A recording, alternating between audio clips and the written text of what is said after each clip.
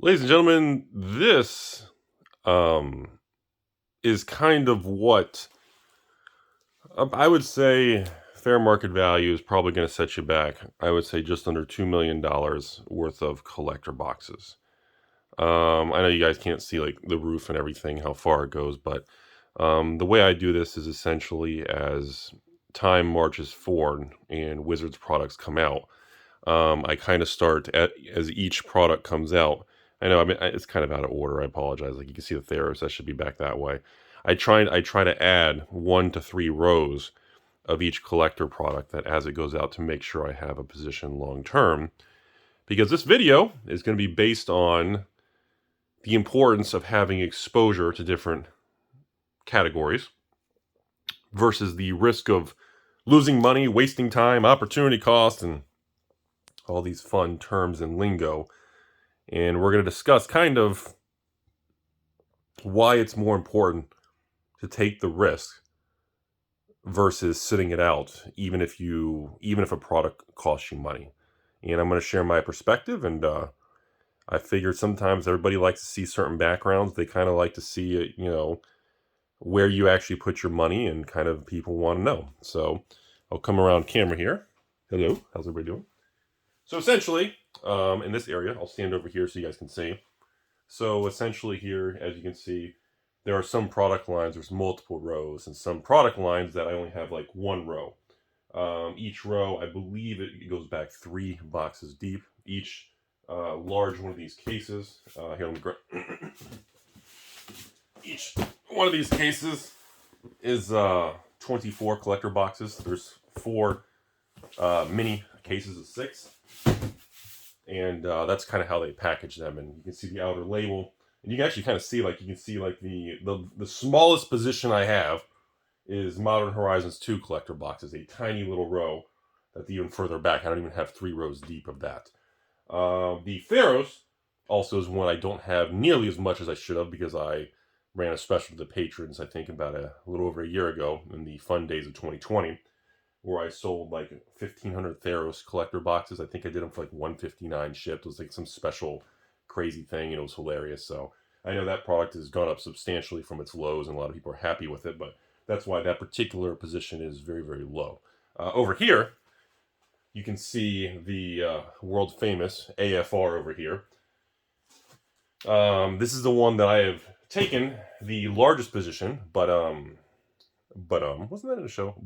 You're supposed to take a shot every time someone says coming forward though, the new ones, the Crimson Val, which is not on camera and not set up yet, is one that I'm going to add in rows to in the future, and all the leftover product from release is behind the camera over here. So anyways, the point of this video is I want to discuss kind of how I view things, and I just want to share my thought process, because I think a lot of people would appreciate just kind of good conversation on how someone who's taking a lot of risk like myself, and how my viewpoint is, and why you should always make up your own viewpoint, and of course kind of the risk reward long term in viewing these things. Like I said, I view positions in these things. I know way in the back, I think in the corner, hopefully you guys can see the third rows, I have there's just under 2,000 boxes of Zendikar collectors. That was one, was either the beginning of this year, I can't remember when it came out. Was it the beginning of 2021 or was it the end of 2020? I can't remember. I remember it has to at least be 6 months ago. I haven't talked about Zendikar. I haven't touched those things in ages. It's probably covered in dust. But I specifically remember being extremely bullish on that product and going out of my way and just seeking as many Zendikar collectors to build that position. God, was it 6 months ago? Maybe 9, or I can't remember. I swear Zendikar. Hold on a second. Was this?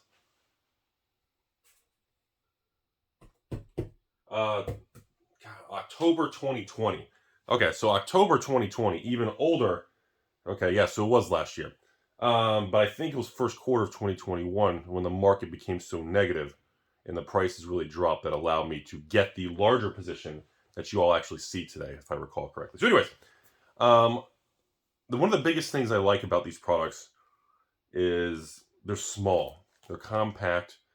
Logistics in an era of inflation and rising shipping and cost of everything, the ability to sell, a mini case, the ability to sell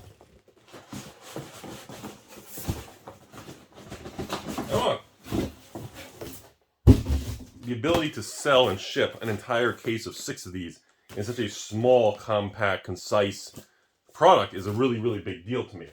I find that very, very attractive because I feel the future, inflation and money machine go burr, this whole concept is going to continue to be very, that vice is really going to continue to crush the average working class individual moving forward based on just the way economics are going and the money printing and inflate. It's just going to be, it's going to be more of a nasty thing. And I think shipping and logistic costs are going to level out, but they're never going to go backwards. They may stop rising as quickly. So instead of rising this fast, they may kind of go like that and more of a stabilize. Instead of going up 20, 30% a year, maybe they go up, 5 to 8% a year, which I would still consider a win, but it's still a lot.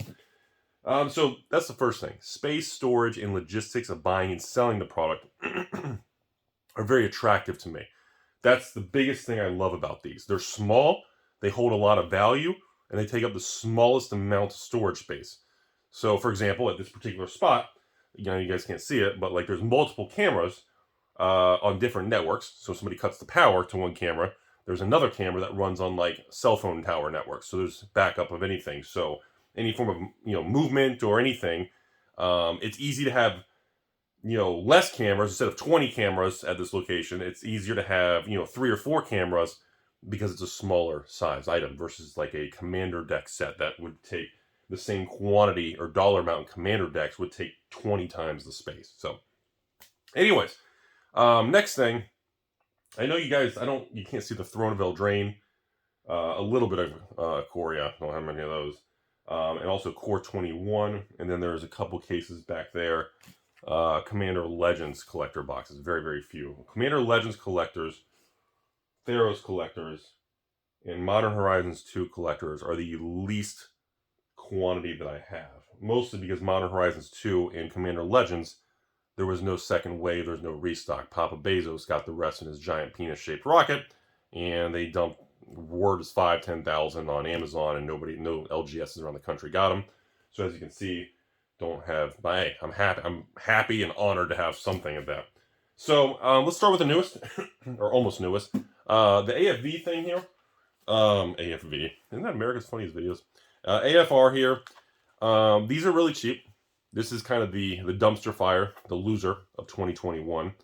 And this is probably my favorite spec of 2021. Now, of course, Crimson Val is getting a nice run for its money. I personally love Crimson Val better than Midnight Hunt. I love the Dracula theme. I just like the look and feel and just kind of the style of the cards more than Midnight Hunt. That's just my personal opinion. Obviously, AFR, I just really feel that a singular product that has very unique D&D style mechanics and framework will be reflected upon a lot better than they are today. I think the biggest issue is I personally believe Wizards increased the AFR collector box print run in anticipation that it was going to be a bigger hit than it was. That's my personal opinion.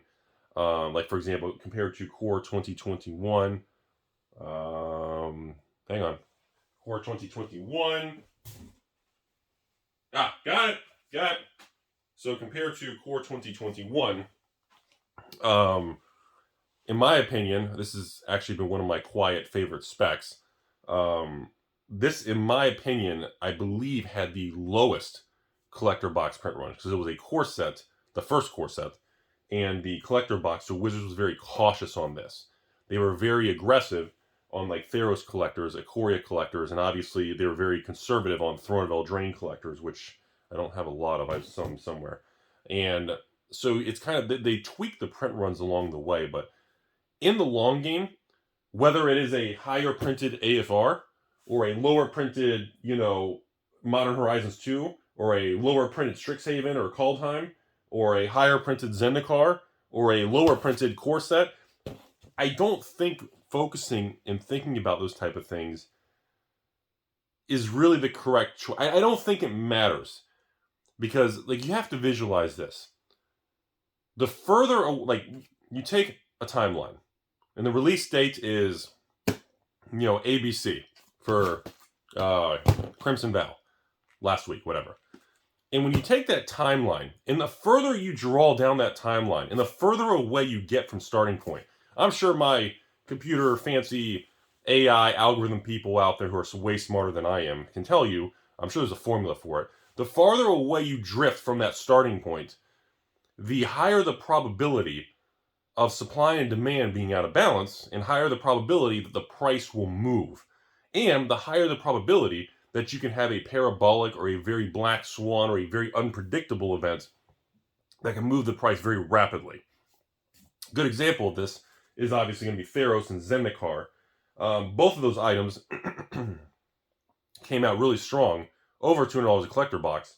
Post-release, within 90 days to 120 days post-release, release plus 4 months, both of those particular items almost, I would say, I don't want to use the word collapsed, but became very negative, very soft on the market. Stores were unloading to prepare for the next set, that kind of thing.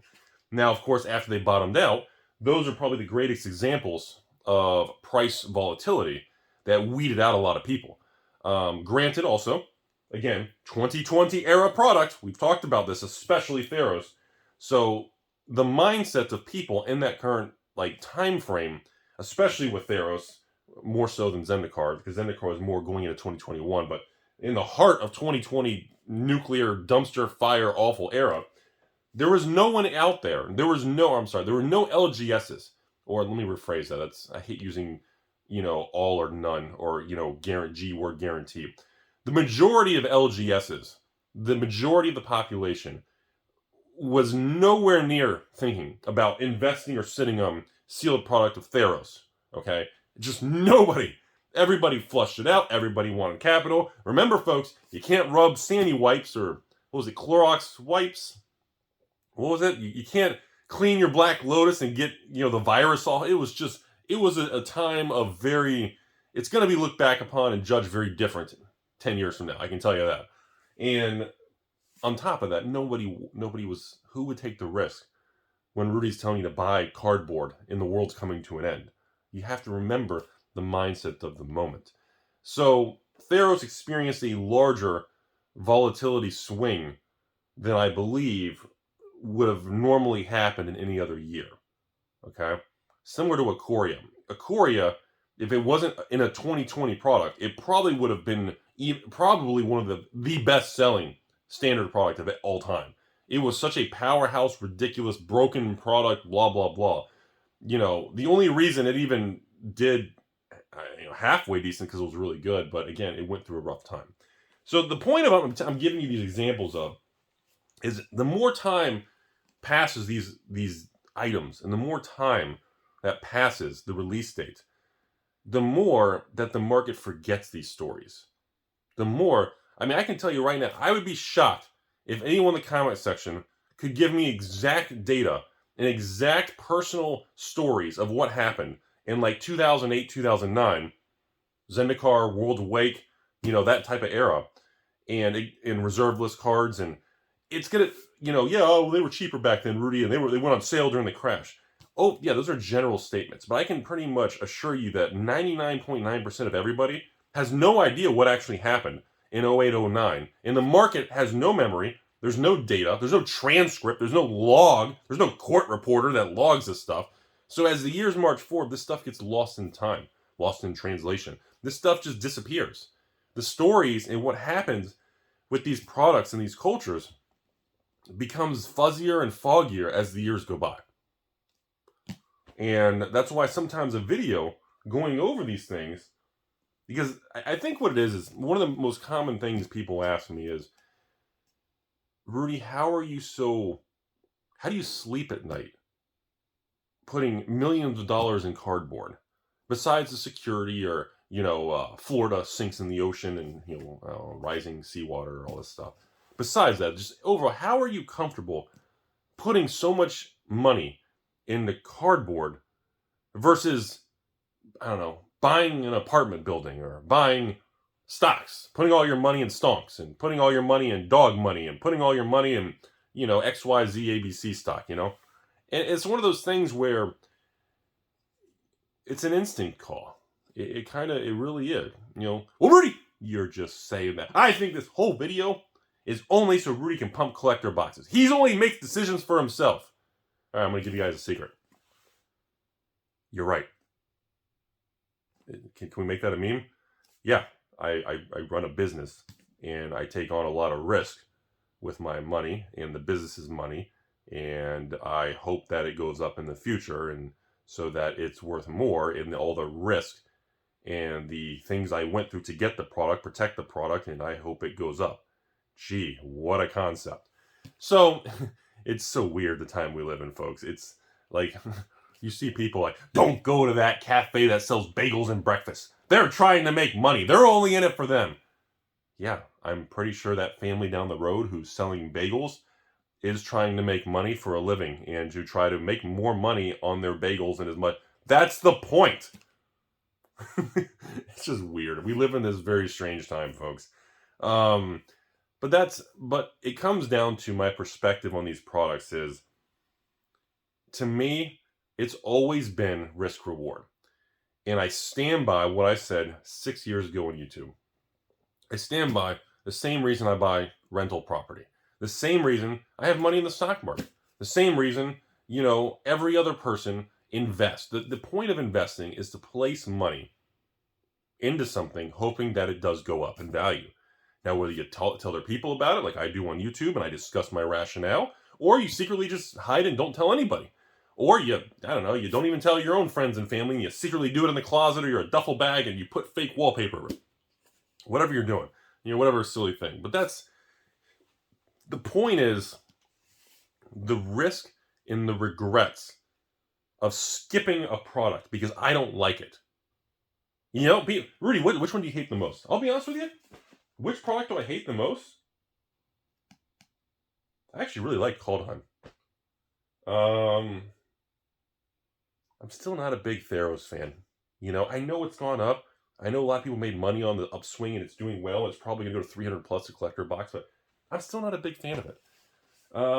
And I know people are going to bust my balls, but honestly, even StrixHaven, I'm not a huge StrixHaven fan. Now, obviously, Zendikar down there with expeditions and box topper expeditions and foil it's a lot of fun. I like it. I like the chase, the excitement, the swings. Modern Horizons 2, the collector boxes, I like Commander Legends better. I'm a huge fucking Commander Legends fan. I have been building Commander Legends draft booster box positions for the last month. Keep trying to build a position. I'm going to run one more sale on the product to the patrons. I don't know, sell it by the case or something for $99 per box or something times $5.99 with all shipping and fees. I don't know what I'm going to do. But I love Commander Legends. And ever since my brain realized how rare the Jeweled Lotus was and how impossible it is to get a fancy full art extended box topper Jeweled Lotus from the collector box, I understood why the price is high. Because, man, they made it tough. They made it way tougher than I ever thought, which is rare for Wizards that wants everything to be cheap. So, again, to sum up this video and to wrap it up, because I just want to share and have a nice weekend discussion with everybody, the point is that the regrets in life, in losing money in life, is something that I'm okay losing money. I'm okay being wrong. I'm okay people hating me and attacking and, oh, Rudy self-serves this and that, and he's just trying to pump and dump and make money. And yes, I'm trying to make money. It's a business. That's what I do. I wake up every day. I run a business. I work. That's the point. I don't know why that's supposed to be a secret. 2021, am I right? Ooh, small business. But again, the biggest fear to me is kind of the FOMO. The fear of missing out. The biggest fear to me is skipping a product line, like I've done in the past, and missing out. Okay? I'm okay having 3,000 boxes of AFR that's literally I've lost money already on. I couldn't even sell these on eBay and break even. If I've got $500,000 in AFR, if I try to sell it today, I would probably lose $100,000. That's part of the mindset in the speeches you have to have with yourself. It's the same thing with stocks. It's the same thing. Same thing with bonds, which I don't buy bonds anymore because there's no interest rates, and hopefully rates go up one day to cool off inflation and, corporate bonds and corporate debt become attractive again. But, it's the same thing with that. You have to believe. There's points in life you have to take a chance. I did it with Metazoo. I did it with Flesh and Blood. I stopped with Pokemon for almost 2 years. It was one of the biggest mistakes I've ever made in Pokemon, or maybe even in general. The amount of money I missed out on by declining all distributors and not sitting on any Sun and Moon product, and actually not really sitting on any Sword and Shield. Look at the box prices. I could have easily built a 1,000 box position in every Sun and Moon, Sword and Shield product. And cost basis would have been, let's just say $80, or actually probably $78 a box back then. No, box prices were cheaper back then. It was before the boom. I missed out on that. On the Pokemon thing, because I used emotion, and I was so angry with all my XY era stuff I threw in the Rudy's bathroom. I was so bitter on Pokemon, I literally stopped building all the positions. I literally declined a pallet of Sun and Moon, Sword and Shield base and Ultra Prism, and I literally turned it down. I literally probably would have made a couple $1 million if I had sat on a pallet of all of it. I could have literally done, and I just didn't, because I was emotional and I was angry, which tends to lead to regrets and bad choices long term. And this can be applied to careers, jobs, housing, real estate, stocks, bonds, any form of commodity, crypto, collectibles, anything you're into, and it's very important to really detach from these emotional things. It's very important to stop saying, I don't like that LGS. They're mean. They overcharge. They're charging $300 for Crimson. What's MSRP supposed to be, like $250 or something, but doesn't exist. $250 plus tax. I had to pay $270. That LGS is mean.